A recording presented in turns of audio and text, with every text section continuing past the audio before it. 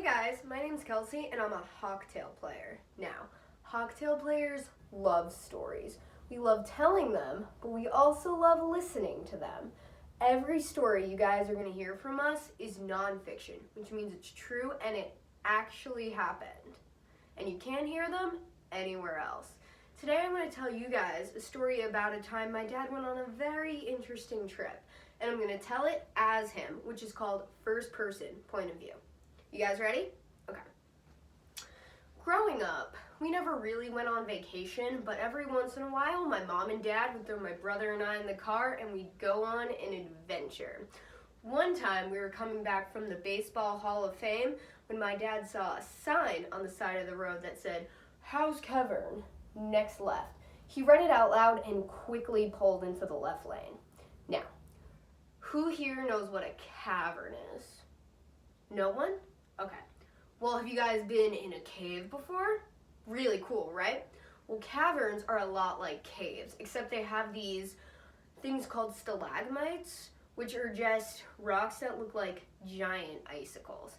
Have you guys heard of the word cavernous? Well, okay. It means really big. So if everyone can just picture this cave with me, it was really big. Now, when we got to the cave, it was pouring down rain. My mom looked at my dad and she said, "Honey, I don't think we should go in this cave. The weather is awful." And then my dad just looked at her and said, "Meh, it'll be fine."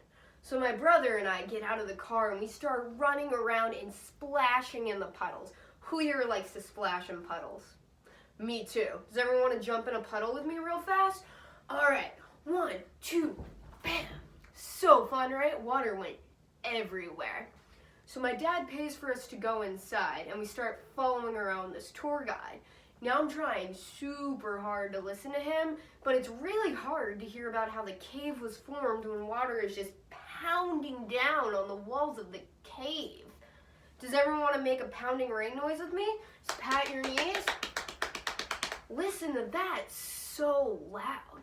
So I was having a great time walking around and exploring when suddenly this lady comes running up all frantic and she whispers in the tour guide's ear. Can everyone whisper with me? And his face went from a look of pure happiness, see, to a look of panic. Does everyone want to look panicked with me? And then the tour guide looks towards the exit and he says, I'm gonna need everyone to be calm, but there appears to be a lot of water rushing into the cave.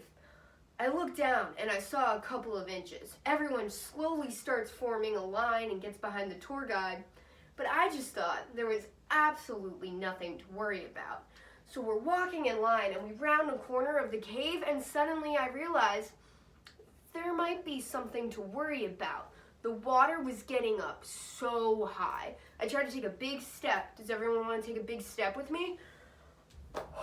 But it was hard to walk in that water. Now my dad is a tall man. He's tall. And the water was getting all the way up to his waist. Now, when I was 12, I was short, which means the water was super high up on me. So my dad picks me up, puts me on his shoulders. A random guy next to us picks my brother up, puts him on his shoulders, and the tour guide picks my mom up and carries her all the way through the water. Now, after what seemed like forever, we finally got out of the cave. We were tired and we were soaking wet. Now we learned something that day. We should probably always listen to Mom. She said, the weather is too awful to be exploring the cave.